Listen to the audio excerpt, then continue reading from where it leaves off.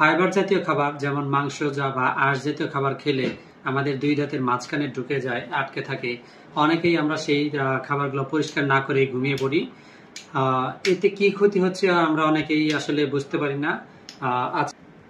এবং সেটি যদি পরিষ্কার করা না হয় তাহলে যেটি হয়, সারা রাতে এখানে খাবারটা থাকে এবং এই খাবারের মধ্যে ব্যাকটেরিয়া এসে খাবারটাকে পচন তৈরি করে এবং সেখানে অ্যাসিড ফর্ম করে।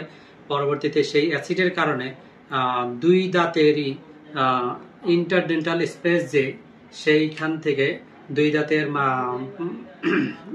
দুই দাঁতেরই কিন্তু ক্ষতি করা শুরু করে এবং পরবর্তীতে সেখান থেকে কিন্তু দুটি দাঁতেই ক্যারিজ হয় এবং খুব দ্রুত এটি পালপাইটিসে হয়ে যায়। কারণ হচ্ছে দাঁতের উপরিভাগ থেকে ভাগে এনামেলের পরিমাণ থাকে বেশি এবং সাইডে এনামেলের পরিমাণ থাকে কম, যার কারণে খুব দ্রুত পালপাইটিস ডেভেলপ করে এবং দাঁতে ব্যথা শুরু হয়ে যায়।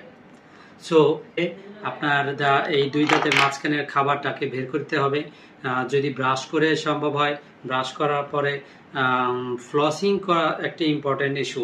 এইসব ক্ষেত্রে অনেক ক্ষেত্রে দেখা যায় ব্রাশ করার পরে বের হয় না, খাবারগুলো আটকেই থেকে যায়। তখন কিন্তু ইন্টারডেন্টাল ব্রাশ সেটি কিন্তু ব্যবহার করতে পারেন। ইন্টারডেন্টাল ব্রাশ কিন্তু দুই দাঁতের মাঝখান থেকে যখন আপ ডাউন করা হয় তখন কিন্তু ইজিলি দুই দাঁতের মাঝখান থেকে খাবারটা বের করে ফেলে।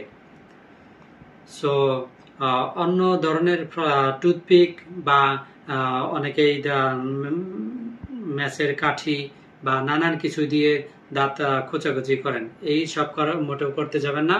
এতে গাম কিন্তু ইনজুরি হয়, মাড়ি থেকে রক্ত পড়তে পারে এবং সেখানে কিন্তু ইনফেকশন হয়ে যেতে পারে। সকলে ভালো থাকবেন। আসসালামু আলাইকুম।